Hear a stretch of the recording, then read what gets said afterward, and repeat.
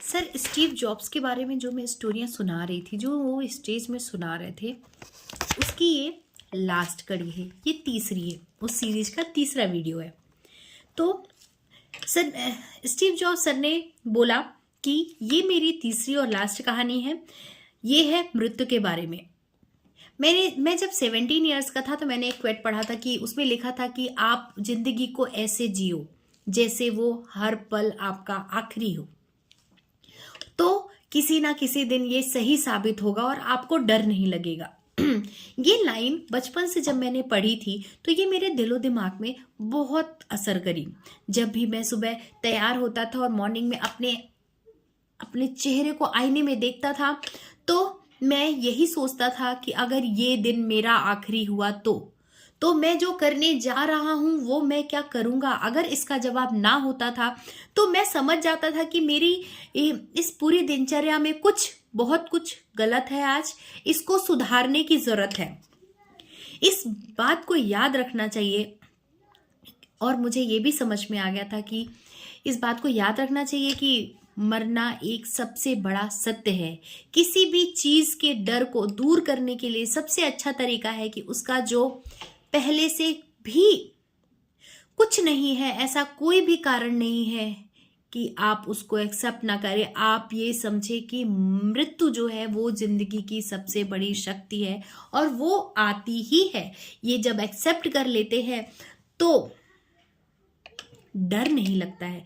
करीब 1 साल पहले ही मुझे पता चला, मैं जब टेस्ट कराने गया मॉर्निंग में तो मेरा स्कैन हुआ और उसमें पता चला, साफ साफ दिखाई दे रहा था कि मेरे पैंक्रियाज में ट्यूमर है। उसमें साफ साफ पता चल रहा था कि मुझे कैंसर है। मैं आपको सच बताऊंगा, मुझे उस टाइम तक ये तक नहीं पता था कि पैंक्रियाज होता क्या है और मेरे पैंक्रियाज में ट्यूमर था। डॉक्टर ने पूरे विश्वास के साथ ये कहा था कि आपको एक ऐसी लाइलाज बीमारी है जिसका इलाज संभव नहीं है। आपके पास सिर्फ 3 से 6 महीने हैं। आप घर जाइए, आपके जितने भी पेंडिंग काम है उन सबको कंप्लीट करिए और सारे काम कंप्लीट कर लीजिए।